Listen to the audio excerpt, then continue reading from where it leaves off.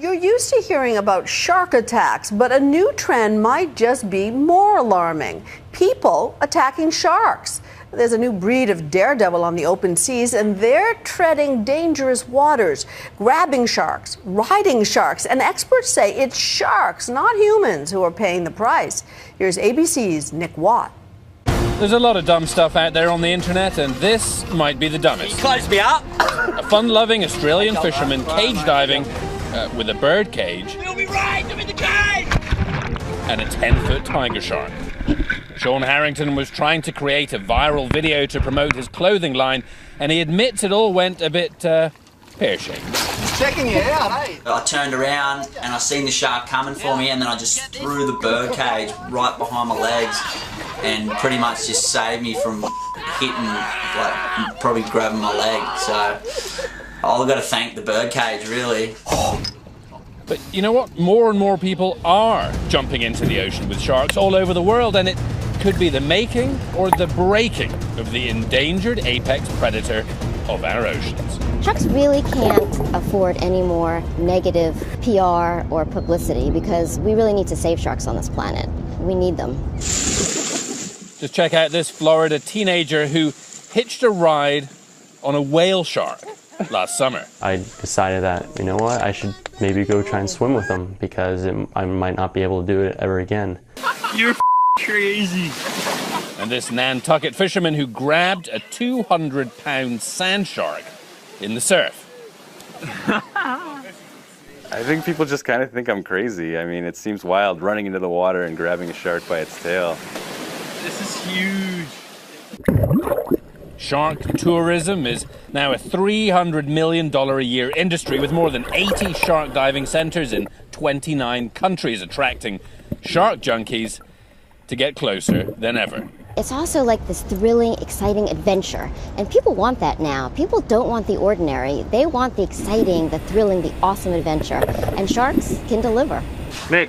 I went cage diving with great whites in South Africa a couple of years ago, but even that's a bit old hat these days. My brave and brawny colleague Matt Gutman went diving with tiger sharks in the Bahamas last summer, wearing nothing more than a wetsuit. No cage in sight.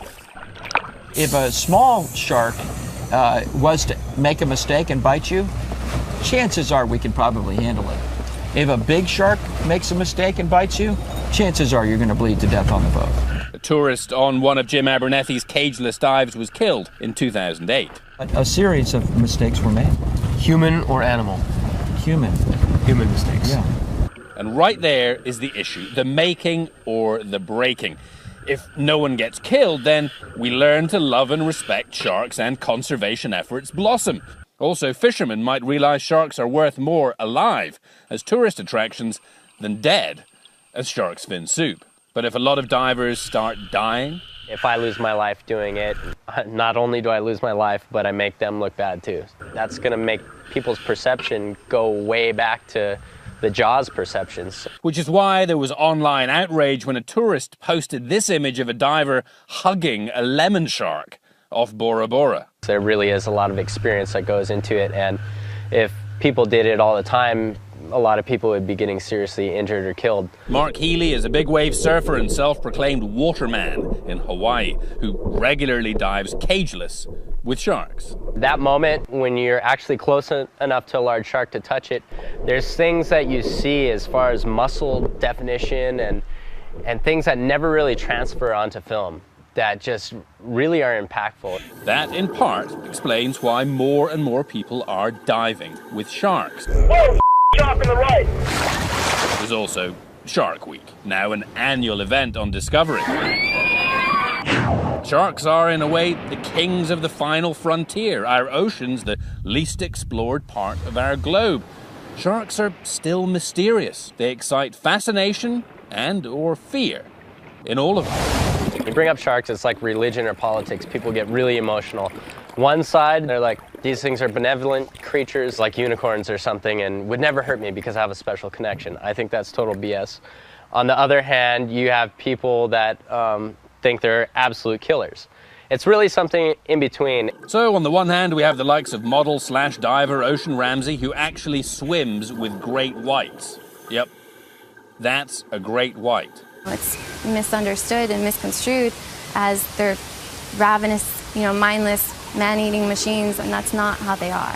You're crazy. And on the other hand, people more akin to our Nantucket dude who likes to wrestle. Catching sharks is my favorite thing to do. Any big fish, really. It's just a big battle. It's so fun.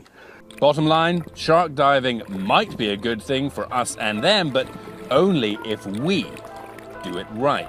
We can't treat these animals like dogs and cats because they're not. They're predators, and we have to really respect them and give them credit.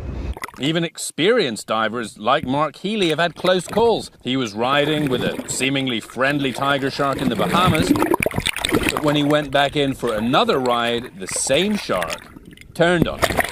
Out of here. Sharks, they're still wild animals. I make no bones about it. You can have great interactions with 100 tiger sharks. It's a numbers game. You're going to run into that one personality that's the shark that would, mug you with a knife on the streets in Brooklyn. Don't try this at home. Here's my favorite shark statistic. Up to 100 million sharks are killed by humans every year, while only 5 humans, yep, just 5, are killed by sharks. Our Australian thrill seeker is lucky that he wasn't one of them. My wife still hasn't even seen the clip and she still won't watch it. And yeah, I'm still in the doghouse. She still won't talk to me. I've tried the flowers trick. It's not even tried the dinner trick. It's not cutting it. I'm Nick Watt for Nightline. Are you kidding me, mate? In Los Angeles.